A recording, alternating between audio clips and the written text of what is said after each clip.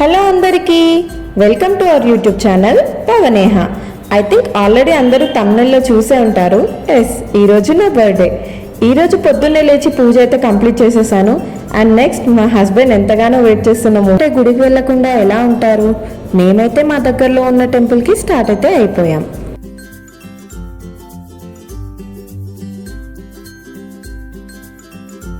మా సరౌండింగ్స్లో ఎన్ని టెంపుల్స్ ఉన్నా నాకు మోస్ట్ ఫేవరెట్ అయితే ఈ టెంపులే.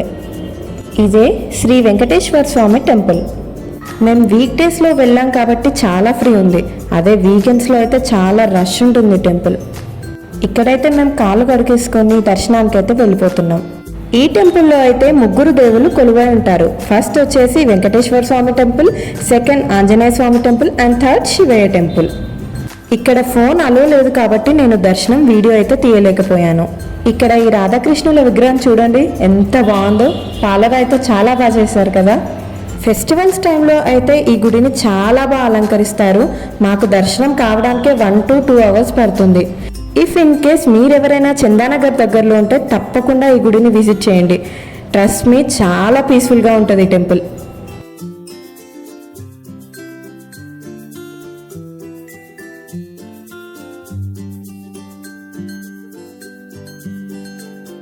ఇక్కడైతే ఆ 3 దేవుళ్లతో పాటు నాగదేవుడు కూడా కొలువై ఉంటాడు. మేమైతే శంఖంతో నాగదేవుడికి అభిషేకం చేశాం.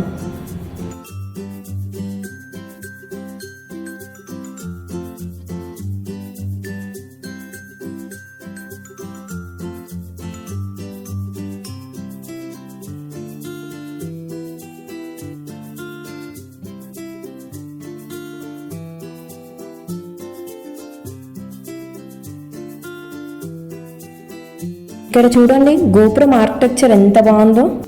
మీలో ఎంతమంది గుళ్ళో ప్రసాదం కోసం వెయిట్ చేస్తారు? నాకైతే గుళ్ళో పులిహోర అంటే చాలా ఫేవరెట్. ఇక్కడ నేను మా హస్బెండ్ కొన్ని ఫొటోస్ అయితే దిగాము. తనైతే నా ఫొటోస్ చాలా బాగా తీశాడు. నాదైతే ఒక ఫోటో నాకు చాలా బాగా నచ్చింది. మేమైతే టెంపుల్ నుండి ఇంటికైతే రిటర్న్ అయిపోయాం. బర్త్డే కదా, ఆఫ్టర్నూన్ లంచ్ కోసం రెస్టారెంట్కి వెళ్దాం అనుకున్నాం. కానీ కంటిన్యూస్గా వర్షం ఉండటంతో స్కిప్ చేసేసాం. ఇంకా చేసేదేముంది, నైట్ వెళ్దామని అనుకున్నాం.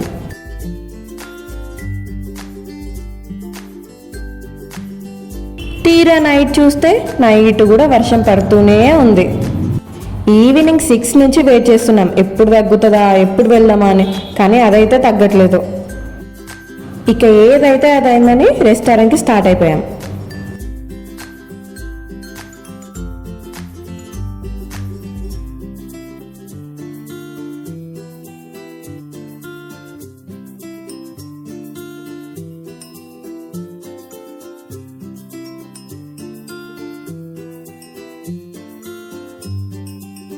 ఫైనల్లీ రెస్టారెంట్కి అయితే వచ్చేసాం.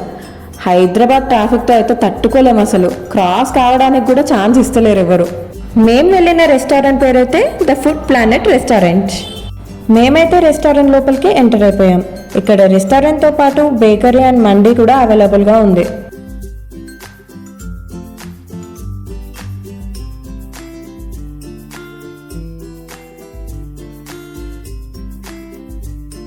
లుక్ ఎట్ ద అంబియన్స్, ఎంత బాగున్నాయి కదా.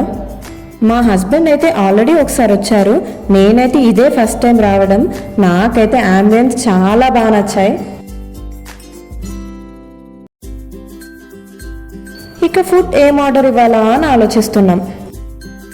మెనూలోకి చూస్తే వెజ్లో చాలా తక్కువ ఆప్షన్స్ ఉండే.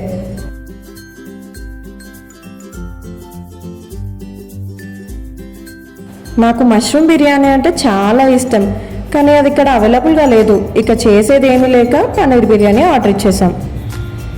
ఆర్డర్ రావడానికి టైం పడుతుంది కాబట్టి ఈ గ్యాప్లో మేము కొన్ని ఫొటోస్ అండ్ వీడియోస్ తీసేసుకున్నాం.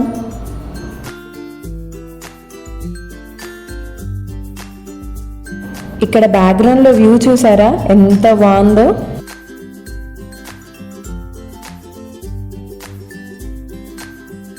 ఇద్దరికైతే ఆకలి దంచేస్తుంది. ఆర్డర్ ఎప్పుడెప్పుడు వస్తుందా అని వెయిట్ చేస్తున్నాం. ఫైనల్లీ మా ఆర్డర్ అయితే వచ్చేసింది. నేను ఎప్పుడెప్పుడు తిందామా అని చూస్తుంటే మా హస్బెండ్ ఫొటోస్ అని వీడియోస్ అని నన్ను ఆపేస్తూనే ఉన్నాడు. ఇక్కడ బిర్యానీ చూసారా ఎంత కలర్ఫుల్గా ఉందో, క్రేవింగ్ లేని వాళ్ళకు కూడా క్రేవింగ్ వచ్చేసేలా ఉంది. ఎంతైనా బిర్యానీ అంటేనే ఒక ఎమోషన్. ఇక ఒక్కొక్క ముద్దను ఆస్వాదించుకుంటూ నా టమ్మీనైతే హ్యాపీ చేసేసా.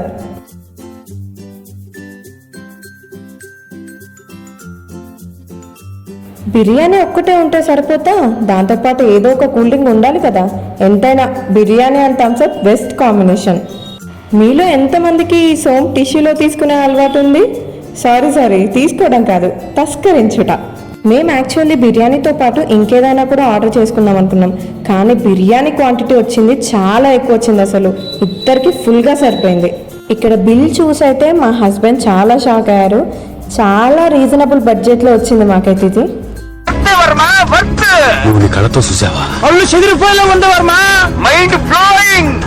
ఇక మేమైతే హ్యాపీగా ఫుడ్ తినేసి ఇంటికైతే బయలుదేరిపోయాం.